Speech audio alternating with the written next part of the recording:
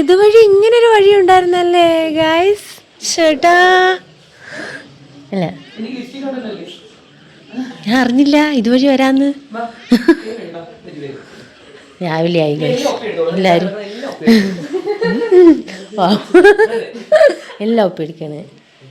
അപ്പൊ നമ്മുടെ കൊടൈക്കനാലിലെ രണ്ടാമത്തെ ദിവസം ഇവിടെ സ്റ്റാർട്ട് ചെയ്യാണ് കേട്ടോ. ഇന്നാണ് സംഭവം കണ്ടത്. നമ്മുടെ ബാൽക്കണിയുടെ അപ്പുറത്ത് തന്നെ അവർക്കും ബാൽക്കണി ഉണ്ടെന്നുള്ളതേ.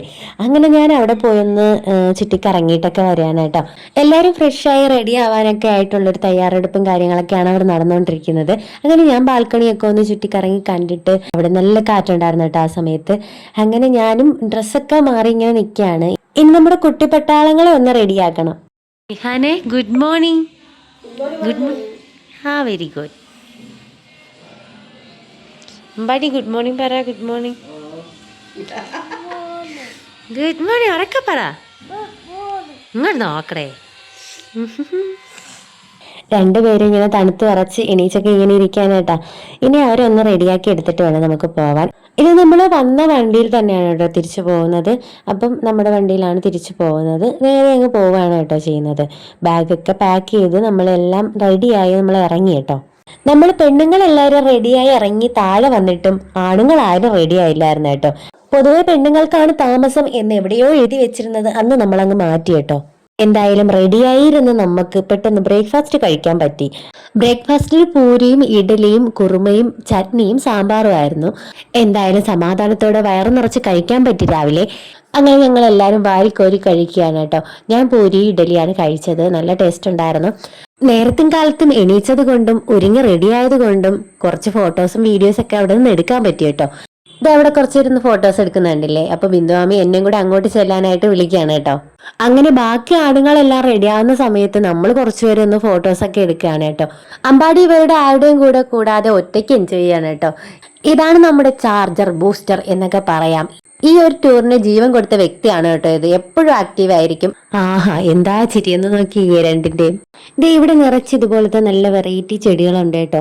ഇതൊക്കെ നമ്മുടെ നാട്ടിലൊന്നും അധികം നന്നായിട്ടൊന്നും വളരത്തില്ല. കാരണം നല്ല തണുപ്പുള്ള ഏരിയയിലൊക്കെ ഇങ്ങനത്തെ ചെടികളൊക്കെ വളരത്തുള്ളൂ. ഇതേ കണ്ടില്ലേ വേറൊരു ടൈപ്പ് ചെടി. ഇത് കാട്ടിലെ ചെടിയാണോ നാട്ടിലെ ചെടിയാണോ എന്ന് അറിയത്തില്ല. എന്തായാലും വീട്ടിൽ നിൽക്കുന്നുണ്ട്. കാട്ടിൽ മീൻസ് റോഡിന്റെ ആ ഒരു സൈഡിൽ നിൽക്കുന്നുണ്ട് കേട്ടോ. അപ്പം വെൽവെറ്റ് പോലെ ഇരിക്കുന്ന അതിൻ്റെ ആ പൂക്കൾ കാണാൻ നല്ലൊരു ഭംഗിയുണ്ട് അത് കാണാനായിട്ട്. അങ്ങനെ ഞാൻ അതിൽ നിന്ന് പൂവൊക്കെ പറിച്ചെടുത്തായിരുന്നു കേട്ടോ. പക്ഷേ ചൊറിയോ ഇല്ലയോ എന്നൊന്നും അറിയത്തില്ല. എന്നാലും ഞാൻ എടുത്തു. ഇവിടെയുള്ള സ്ഥലങ്ങളിലൊക്കെ പോയാൽ എന്തെങ്കിലുമൊക്കെ അബദ്ധം പറ്റിപ്പോയാൽ തീർന്നില്ലേ. അങ്ങനെ പതുക്കെ നൈസിന് ചെറുതായിട്ടൊക്കെ ഒന്ന് തൊട്ടുപോയി. ഇപ്പോൾ എൻ്റെ വീഡിയോഗ്രാഫർ അമ്പാടിയാണ് കേട്ടോ. അമ്പാടിയുടെ ഫോൺ കൊടുത്തിട്ട് ഞാൻ വന്ന് ഇങ്ങനെ പൂവൊക്കെ പറിച്ചെടുക്കുകയാണ്. നല്ല ഭംഗിയുണ്ട് കാണാനായിട്ട്. ഇങ്ങനെയുള്ള ഭംഗിയുള്ള പൂക്കൾ അതുപോലുള്ള സാധനങ്ങളൊന്നും ഞാൻ കണ്ടാൽ വെറുതെ വിടത്തില്ല കേട്ടോ. ഇതേ നിൽക്കുന്നൊരു മഞ്ഞ സുന്ദരി പൂവ്, ഒരു കുഞ്ഞു പൂവ്. അങ്ങനെ ഞങ്ങൾ ഏകദേശം എല്ലാവരും റെഡിയായി ഇറങ്ങാറൊക്കെ ആയി നിൽക്കുകയാണ് കേട്ടോ. അങ്ങനെ ഫോട്ടോസും വീഡിയോസൊക്കെ ഒരുവിധം എടുത്തു കഴിഞ്ഞു. അങ്ങനെ നമ്മൾ ഇതേ ടാറ്റയൊക്കെ പറഞ്ഞ് ഇറങ്ങാൻ പോവാണ് കേട്ടോ. എല്ലാവരും ബാഗൊക്കെ പാക്ക് ചെയ്ത് ബസ്സിനകത്ത് കൊണ്ടുവച്ചു. അപ്പോഴാണൊരു സംഭവം നടന്നത് കേട്ടോ. എന്താന്ന് കേൾക്കണ്ടേ? കേട്ടില്ലേ? മാമിയുടെ ഫോൺ താഴെ വീണ് പൊട്ടി കേട്ടോ. പാവം. പിന്നെ ആകെ മൂഡ് ഓഫ് ആയിട്ട് ഇരിക്കുകയായിരുന്നു. എന്നാലും ആ ഒരു എനർജി ഒന്നും വിട്ടിട്ടില്ലായിരുന്നു കേട്ടോ. പിന്നെ നമ്മൾ നേരെ പോയത് ലേക്കിലേക്കാണ്. ലേക്കിലെ കാഴ്ചയാണ് കേട്ടോ ഇപ്പൊ കാണുന്നത്. അവിടെ സൈക്ലിംഗ് ഒക്കെ ഉണ്ടായിരുന്നു കേട്ടോ. അപ്പൊ കുറച്ചുപേർ അതിൽ കയറി. നമ്മൾ കയറിയില്ല കേട്ടോ. അതിന് അവിടെ അത്ര സേഫ് ആയിട്ട് തോന്നിയില്ല. നല്ല തിരക്കായിരുന്നു. അതുകൊണ്ട് നമ്മൾ കയറിയില്ല കേട്ടോ. കരിയാണ് കറിയാണ് നമ്മൾ കടലക്കറി. ഓ നമുക്ക് കറിയാണ്.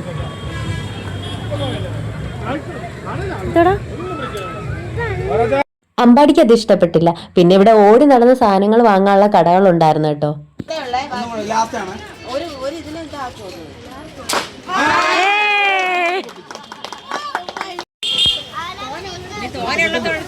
നാറ്റിക്കരുത്.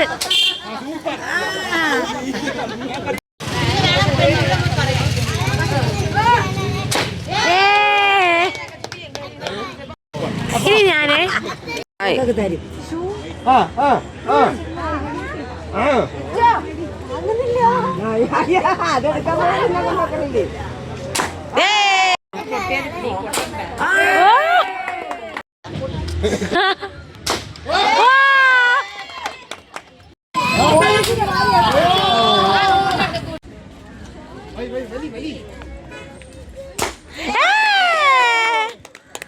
പാരഷൂട്ടിൽ അമ്പാടിയും പാസ്സായതിൻ്റെ ആഹ്ലാദ പ്രകടനമാണ് കേട്ടോ ഇത്.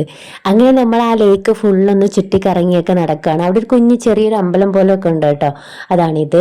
അങ്ങനെ നമ്മൾ ലേക്കിലെ കാഴ്ചകളൊക്കെ കണ്ട് ഇങ്ങനെ നമ്മൾ വെയിറ്റ് ചെയ്തിരിക്കുകയാണ്. കുറച്ച് പേര് വേറെ റൂട്ട് ഇങ്ങനെ കറങ്ങി നടക്കുകയായിരുന്നു കേട്ടോ.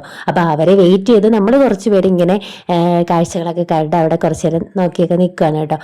പാമ്പ് കടിച്ചാലും വേണ്ടില്ല, ആ പൂ പറിക്കണം, അത്രേ ഉള്ളൂ. ഞാൻ ഈ വരുന്ന വഴിക്കൊക്കെ മതിലിലും അവിടെ ഇവിടെയൊക്കെ ആയിട്ട് ഈ കുഞ്ഞു പൂ നിൽക്കുന്നുണ്ട് കേട്ടോ. അപ്പോൾ എനിക്ക് ഭയങ്കര ഇഷ്ടമായി. എനിക്കൊന്ന് അടുത്ത് കാണാൻ പറ്റിയിരുന്നെങ്കിൽ എന്നൊക്കെ ആലോചിച്ചായിരുന്നു കേട്ടോ. അങ്ങനെ കിട്ടിയതാണ് ഈ പൂവിന്. എന്തൊക്കെ ആഗ്രഹങ്ങളാണല്ലേ യേശു. അങ്ങനെ അവിടെ നിന്ന് നമ്മൾ യാത്ര തിരിച്ചു പോകുന്ന വഴി നമ്മളൊരു സ്ഥലത്ത് ഇറങ്ങി. അവിടുന്ന് ക്യാരറ്റും ബ്രൊക്കോളി ഉണ്ടല്ലോ അതും വാങ്ങി. ഞാൻ ആദ്യമായിട്ടാണ് ബ്രൊക്കോളി കഴിക്കുന്നത് കേട്ടോ. കഴിഞ്ഞ വീഡിയോയിൽ ബസ്സിലിരുന്ന് കണ്ടൊരു വെള്ളച്ചാട്ടം ഇല്ലേ, അപ്പം നമ്മൾ തിരിച്ചു വന്നിട്ടാണ് അവിടെ കയറിയെന്ന് പറഞ്ഞു. ആ വെള്ളച്ചാട്ടമാണ് കേട്ടോ ഇത്. അങ്ങനെ ഞങ്ങൾ വെള്ളച്ചാട്ടമൊക്കെ കണ്ടിട്ട് അവിടെ നേരെ തിരിച്ചു. ബസ്സിലേക്ക് കയറാൻ പോകുന്ന വഴിക്ക് നമ്മൾ പുഴുങ്ങിയ ചോളം വാങ്ങിയായിരുന്നു. അതുകൊണ്ട് ബസ്സിൽ കയറിയപ്പോഴത്തേക്ക് അതിന് ഭയങ്കര ഡിമാൻഡായിരുന്നു കേട്ടോ. ഒറ്റയ്ക്കൊരെണ്ണം എങ്ങനെ കഴിക്കുമെന്ന് വിചാരിച്ച് ഞാൻ പകുതി മുറിച്ച് ബാക്കിൽ കൊടുത്തു. അവിടെ പിന്നെ അടിയും ബഹളവും ഒക്കെ ആയിരുന്നു. അങ്ങനെ ഞങ്ങൾ ഉച്ചക്കത്തെ ഫുഡ് കഴിക്കാൻ ഇറങ്ങിയത് വൈകിട്ടായിരുന്നു കേട്ടോ. അപ്പോഴത്തേക്കും ചോറൊക്കെ കഴിഞ്ഞു. പിന്നെ പൊറോട്ടയും ഇവിടെ ഒഴിച്ചാൽ അവിടെ പോയി നിൽക്കുന്ന കുറുമയും കഴിച്ച് നമ്മൾ അഡ്ജസ്റ്റ് ചെയ്തു കേട്ടോ. അതൊക്കെ കഴിച്ച് നമ്മൾ വീണ്ടും യാത്ര തുടങ്ങി. ഞാനും അമ്പാടിയും ആകാശത്തെ മേഘങ്ങൾ ഏതൊക്കെ രൂപത്തിലാണ് എന്നൊക്കെ നോക്കിക്കൊണ്ടിരിക്കുകയാണ് കേട്ടോ. അവൻ പറഞ്ഞു അത് ഷാർക്കാണെന്ന്. അങ്ങനെ ഞങ്ങൾ പോയി നമ്മുടെ മുന്തിരിത്തോട്ടത്തിലെത്തി. അങ്ങനെ എക്സൈറ്റ്മെന്റോട് കൂടി നമ്മൾ മുന്തിരിത്തോട്ടത്തിലേക്ക് പ്രവേശിക്കുകയാണ് കേട്ടോ.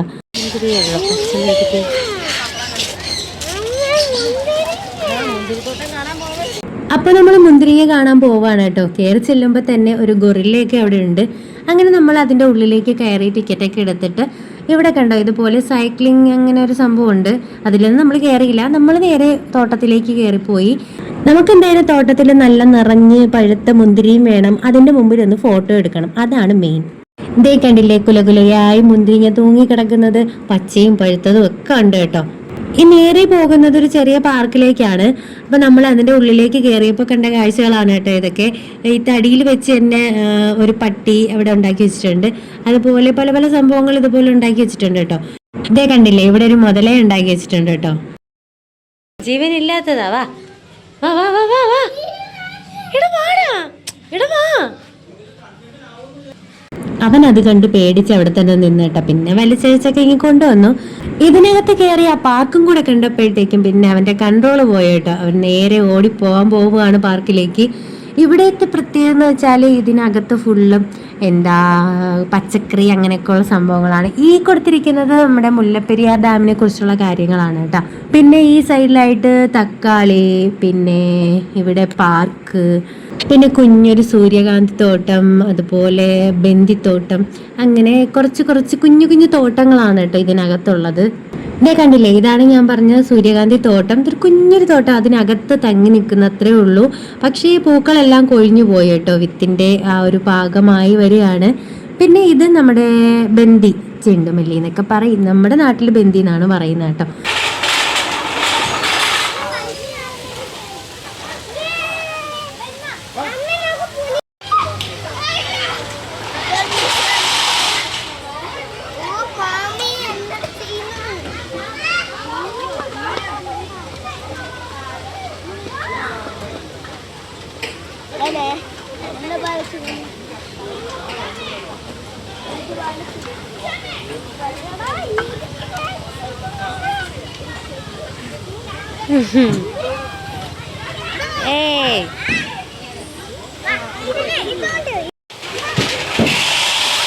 അങ്ങനെ അവരുടെ കളിയൊക്കെ കഴിഞ്ഞ് നമ്മൾ വീണ്ടും പോവാണ്. ഇത് കണ്ടോ, ഇത് ഉള്ളിയാണ് കേട്ടോ. പിന്നെ ഇത് കുക്കുംബറാണ്, അതിൻ്റെ ഒരു കുഞ്ഞൊരു സെക്ഷനാണ് കേട്ടോ അത്. അങ്ങനെ കുറച്ച് പച്ചക്കറികളൊക്കെ അവിടെ ഉണ്ട്. പിന്നെ ഇത് മുല്ലപ്പെരിയാർ ഡാമിന്റെ ഫോട്ടോസ് ആണ് കേട്ടോ. പിന്നെ അതിനെപ്പറ്റി കുറച്ച് കാര്യങ്ങളൊക്കെ അവിടെ എഴുതി വെച്ചിട്ടുണ്ട്. അതൊന്നും ഡീറ്റെയിൽ ആയിട്ട് നോക്കാൻ പറ്റില്ല കേട്ടോ, അവരൊക്കെ അതിന് മുമ്പ് പോയി കഴിഞ്ഞു. പിന്നെ മുല്ലപ്പെരിയാർ ഡാം പണി കഴിപ്പിച്ച കേണൽ ജോൺ പെനിക്യുക്കിനെ കുറിച്ചും അദ്ദേഹം എങ്ങനെയാണ് ആ ഡാം നിർമ്മിച്ചത് എന്നതിനെ കുറിച്ചും അവിടെ എഴുതി വെച്ചിട്ടുണ്ട് കേട്ടോ. പിന്നെ ആ ഒരു പ്രതിമ എന്ന് പറയുന്നത് അദ്ദേഹത്തിന്റെ ആ ഒരു സ്മരണയ്ക്കായിട്ട് അവിടെ ഉണ്ടാക്കി വെച്ചിരിക്കുന്നതാണ്. പിന്നീട് അദ്ദേഹത്തെക്കുറിച്ച് പറയുകയാണെങ്കിൽ കേരളത്തിൽ നിന്ന് പടിഞ്ഞാറ് അറബിക്കടലിലേക്ക് ചെന്ന് ചേർന്നിരുന്ന നമ്മുടെ പെരിയാറിനെ കിഴക്ക് തമിഴ്നാട്ടിലേക്ക് തിരിച്ചുവിട്ട് വരൾച്ച മൂലം കഷ്ടപ്പെടുന്ന കർഷകർക്കും കൃഷിയിടങ്ങൾക്കും പൊതുജീവൻ നൽകിയ ഒരു മഹാത്മാവായിരുന്നു അദ്ദേഹം അണക്കെട്ടിന്റെ നിർമ്മാണം ആരംഭിച്ചെങ്കിലും കനത്ത മഴയിൽ അത് തകർന്നു. ബ്രിട്ടീഷ് സർക്കാർ പിന്നീട് അതിന്റെ നിർമ്മാണം നടത്താൻ ഒന്നും തയ്യാറായിരുന്നില്ല. കാരണം സാമ്പത്തിക ബാധ്യതയും സാമഗ്രികളുടെ ദൗർലഭ്യവുമായിരുന്നു.